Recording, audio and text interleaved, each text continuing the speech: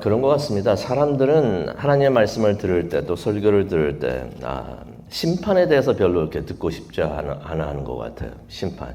몇 가지 토픽들이 있어요. 목사님들이 설교를 할 때, 이거는 인기가 없습니다. 사람들이 듣기 싫어합니다. 그 중에 하나가 심판에 대한 말씀이 아닌가 생각이 듭니다. 어저께 또 안 목사님이 또 거기에 대해서 말씀을 해주셨고요. 주로 사람들은 하나님의 사랑에 대해서 집중하기를 원해요. 주목하고 싶고, 하나님이 주시는 축복, 은혜, 거기 그 얘기만 듣고 싶어하고, 하나님이 말씀하시는 선한 약속, 그것들에만 많이 듣고 싶어 하지 않은가 생각을 해봅니다. 그런데 성경을 우리가 읽다 보면은 하나님을 설명을 할 때, 성경이 하나님을 설명할 때 사랑의 하나님 분명히 설명을 합니다. 근데 진노의 하나님도 그려주고 있다는 것을 우리가 보게 됩니다. 예를 들어가지고 하나님께서 하나님의 백성들을 이스라엘을 너무나 사랑하셔가지고 애굽에서 고생하면서 간구하는 그 기도를 들으시고 그들을 애굽에서 구출해 주십니다. 그래서 온갖 기적을 다 행하셔가지고 그들을 구원해 주시는데요. 이게 전부 다 하나님께서 사랑하셨기 때문에 그렇게 하신 것을 우리가 보게 됩니다. 그러면서 그들에게 때때로 필요한 것들을 제공을 해 주시는데요. 몇 가지 예를 들려면은 목마를 때는 바위에서 물이 나오게 그렇게 또 해주시고요.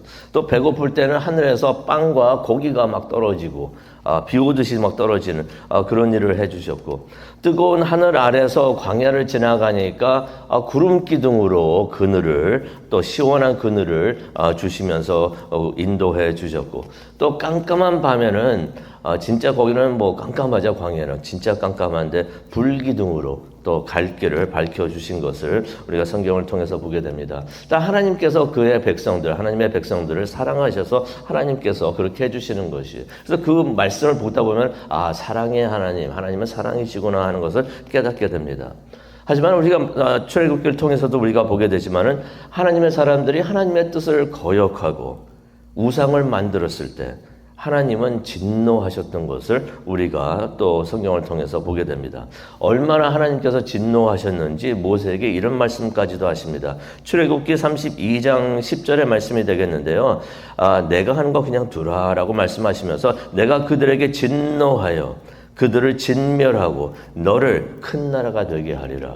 다 그냥 진멸하고 모세를 통해서 다시 한번 새로 시작하겠다라고 하나님께서 그렇게 말씀을 하시는 것입니다. 우상 숭배를 한 이스라엘을 멸하시겠다고 하나님께서 말씀을 하시는 것입니다. 솔직히 이런 말씀을 보게 되면은 그런 생각이 들 수가 있어요. 이런 진노하시는 하나님의 모습이 참 생소하다 라고 느껴질 수도 있습니다. 어쩌면 그런 하나님의 모습을 생각하고 싶지 않을 수도 있겠다라고 생각이 듭니다. 그런데 우리가 분명히 알아야 되는 것은 사랑의 하나님과 진노하시는 하나님은 같은 분이시라는 것이에요. 우리가 한번 상상해 보기를 원합니다. 세상이 온갖 더러운 죄악으로, 말로도 표현할 수 없는 죄악으로 그냥 가득 찼다고 한번 머릿속에 상상을 해보기를 원합니다. 그런데 아무도 어떠한 죄도 처벌을 받지를 않아요. 아무도 상관을 안 합니다. 그냥 죄만 계속 짓고 있는 거예요. 언제 한번 그런 영상을 봤는데 어느 지역이었는데 어느 나라인지 기억이 잘 안 나요. 사람들이 쓰레기를 얼마나 버리는지. 온 동네가 그냥 어떤 사람이 거기 갔는데 쓰레기를 막 쌓여 있는 거예요. 근데 사람들이 그냥 쓰레기를 버리기만 해요. 치우는 사람들이 하나도 없어요. 얼마나 완전히 사는 동네가 완전히 쓰레기장 같았는데 사람들이 그냥 죄만 막 짓고 죄를 그냥 온 세상에 죄로 가득하고 거기서 처벌하는 어떻게 하는 사람도 없고 죄가 막 그냥 쌓여도 아무도 상관을 안 하고 악한 사람들은 만약에 그런 세상이 그렇게 된다면 얼마나 세상이 더러워지고 악해질까. 악한 사람들은 모든 권력을 쥐고 있고 세상을 다스리고 있고 잔인하고 부정한 일들이 아무 거리낌 없이 여기저기서 막 자행되고 있다면 한번 머릿속에 그런 곳에 내가 지금 살고 있다면 어떠할까. 그런데 하나님께서는 그것을 보시면서 그냥 미소만 짓고 계세요. 그냥 웃고만 계세요. 아, 그게 사랑의 하나님의 모습일까? 한번 생각을 해봅니다. 이사야서 34장은 세상의 악한 죄를 심판하시는 하나님의 이야기가 됩니다. 그러니 이사야서 34장 우리가 지금 읽었지만은 그리 편한 내용이 아니에요. 읽기가 쉽지가 않습니다. 그러면서 우리가 깨닫게 되는 게 죄라는 것이 이렇게 심각한 것이구나 하는 것을 깨닫게 됩니다.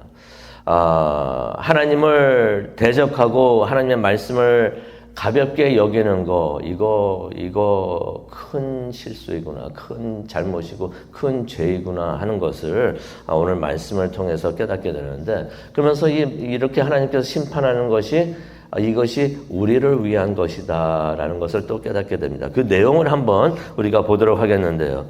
1절부터 보기를 원하는데, 하나님께서 세상에 있는 모든 나라를 다 불러 모으십니다. 1절을 보니까 이런 말씀이 있어요. 민족들아, 가까이 와서 들으라 라는 말씀이 있습니다. 열국이요, 민족들아, 세상에 있는 모든 민족들아 부르십니다. 가까이 와서 들으라고 말씀하십니다. 주목하라고 그러십니다. 들으라고 말씀하십니다. 하나님께서 무슨 말씀을 하시려고 하시는 것 같아요. 무슨 말씀을 하실까? 하나님께서 그 말씀을 이전처럼 선지자 이사야를 통해서 말씀을 전하십니다. 그 내용이 2절에 나와 있습니다. 여호와께서 모든 민족에게 진노하시고 그들의 모든 군대에 분노하셔서 그들을 진멸하려 하신다라는 내용의 말씀을 하십니다. 하나님께서 모든 나라에게 진노하고 계신다는 것입니다. 그러면서 하나님께서 군대를 언급을 하십니다. 이게 느낌이 옵니다. 군대가 그 나라들이 뭘 잘못했는데 특히 군대가 뭘 잘못했구나. 그 잘못한 것을, 군대가 잘못한 것을 하나님께서 벌하시려고 하시는구나 하는 것을 우리가 깨닫게 됩니다. 근데 군대라고 말을 하니까 전쟁을 통해서 지은 죄를 말씀하시는구나 하는 것을 우리가 짐작을 할 수가 있습니다. 전쟁은 누구하고 싸우는 걸 말하는데 누구와 전쟁한 것을 벌하시려고 하시는 것일까? 우리가 8절을 보게 되니까 시온하고 싸운 것을 벌하시려 하신다.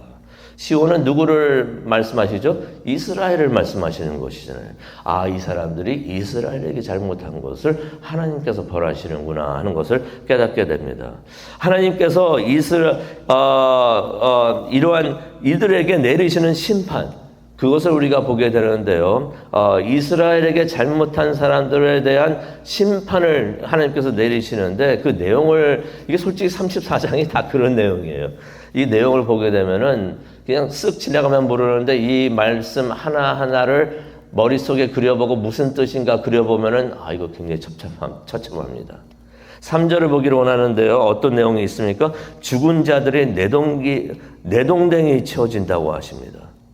그리고 시체들이 막 쌓여있는데 시체에서는 악취가 솟아오르고요. 피는 홍수처럼 흘러내리는데 그 피에 산들이 무너져 내린다고 합니다. 이 심판 내용을 좀 순화하려고 해도 어떻게 할 수가 없어요. 4절을 보니까 해와 달과 별들이 떨어져서 가루가 되고 하늘은 마치 두루마리처럼 말린다라는 말씀이 있습니다. 상상을 한번 해보세요. 하늘이 둘둘 말린다. 하늘이 말린다고 하십니다. 그러면서 하나님께서 에돔을 특별히 지명하시면서 말씀을 하십니다. 이전에는 그냥 모든 열국아, 모든 민족들아 해놓고서 하나님께서 지금의 5절에 오셔서는 에돔아 말씀을 하십니다. 어떤 의미가 있겠습니까? 많은 민족들 중에서 에돔의 죄가 특히 크다는 것을 암시를 해 주십니다. 에돔은 누구였습니까? 그 야곱의 쌍둥이 있었죠? 야곱의 쌍둥이 형 에서의 후손들을 말하는 것이에요. 그 에서의 후손들, 우리가 성경을 통해서 잘 알죠. 그들이 야곱, 형제들은 화해를 했지만 후손들은 계속 적대감이 쌓였던 것이에요. 그래가지고 그들이 야곱의 후손 누가 됩니까? 이스라엘이잖아요. 이스라엘을 괴롭히는 것을 우리가 보게 됩니다. 그 괴롭힘의 극치가 이게 아닌가 생각이 드는데요. 나중에 구약 시대를 보게 되면 계속해서 에돔이 이스라엘을 힘들게 하지만은 신약 시대에 와서도 그럽니다. 그 괴롭힘의 극치가 이게 아닐까 생각이 드는데 에돔 출신 한 명이 나와요. 예수님 때 나오는데 그게 바로 헤롯이에요. 헤롯이 에돔 출신입니다. 헤롯이 이스라엘의 후손, 야곱의 후손이 되는 예수님을 아기 예수를 죽이려고 했던 것. 그것이 그 에돔이 이스라엘을 괴롭혔던 그 괴롭힘의 상징이 아닐까, 극치가 아닐까 생각이 듭니다. 어쨌든 에돔은 이스라엘의 영원한 적이었던 것이에요. 그래가지고 하나님께서 그 에돔을 심판하시는 것을 우리가 보게 됩니다.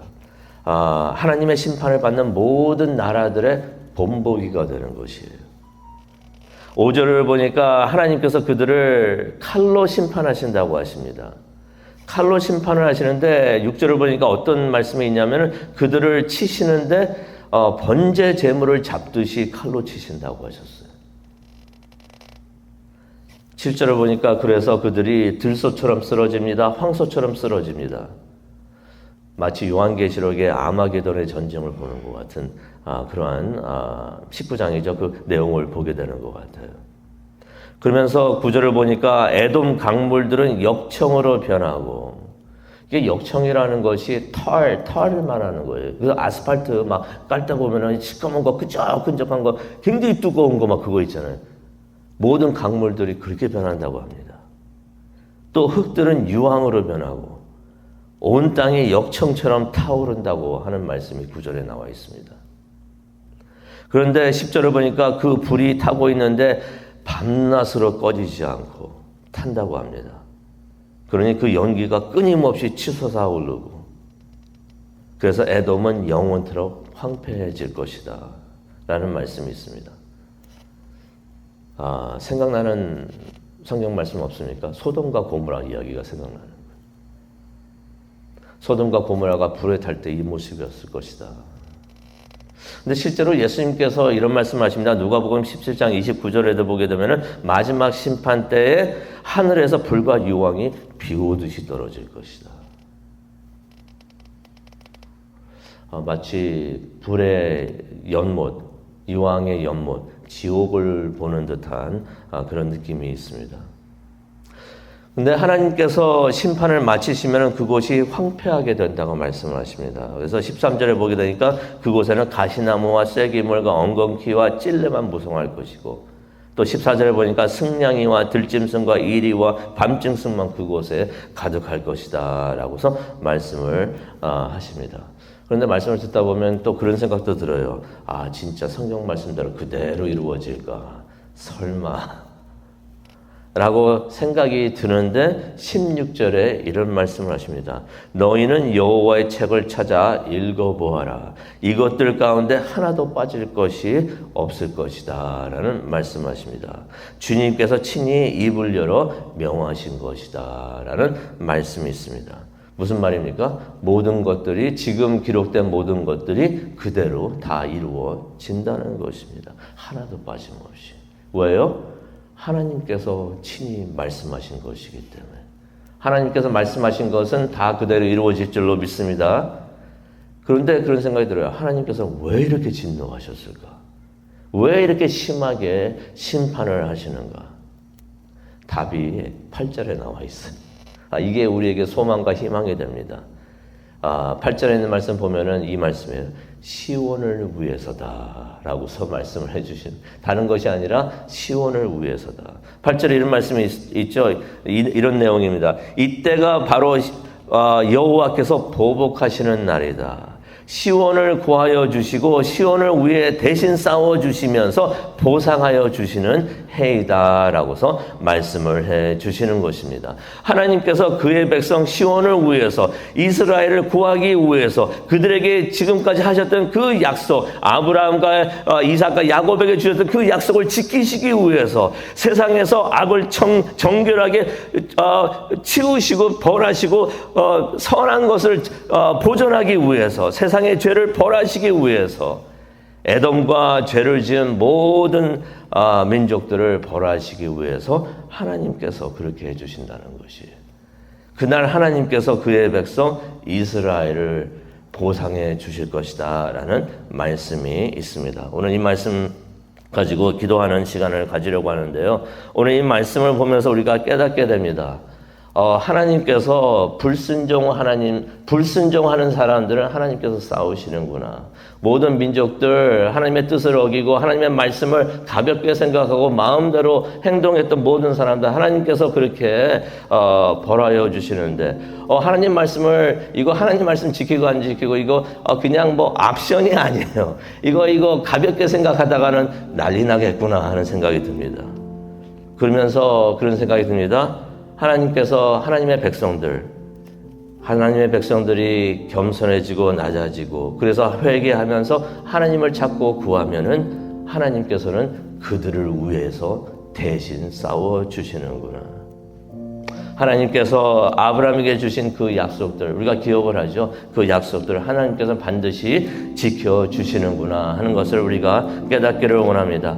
우리가 예수님을 통해서 아브라함의 피는 하나도 안 섞이지만은 예수님을 통해서 우리가 이스라엘 아브라함의 후손이 된 것을 우리가 믿고 감사하기를 원합니다.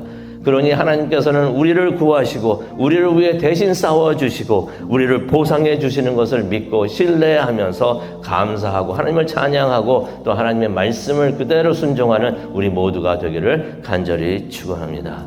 기도하시겠습니다.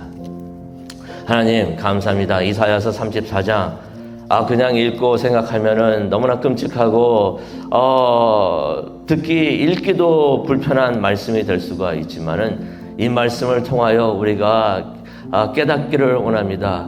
우리가 반드시 잊지 않기를 원합니다. 하나님을 대적하는 것이 하나님의 말씀을 어기는 것이 이거 가볍게 생각할 일이 아니고 이거 심각하게 생각해야 되는 것. 하나님의 말씀을 어기는 것이 얼마나 심각한 죄인가를 우리가 다시 한번 깨닫게 해주시니 정말로 감사합니다. 그러면서 하나님의 말씀을 순종하면서 낮아지고 겸손하면서 하나님의 뜻을 따르고 하나님을 바라보면서 하나님과 동행하는 것이 얼마나 큰 축복인가, 소망이 되고 희망이 되는 것인가 우리가 깨닫게 해주시니 정말로 감사합니다. 항상 하나님을 바라보면서 하나님의 말씀을 따르고 순종하기로 다짐하는 이 기도하는 시간이 되기를 원합니다. 성령 하나님께서 오셔서 우리의 기도를 인도하여 주시옵소서. 우리의 마음을 흔들어 주시고 우리의 마음을 움직여 주시옵소서. 감사합니다. 예수님의 이름으로 기도합니다.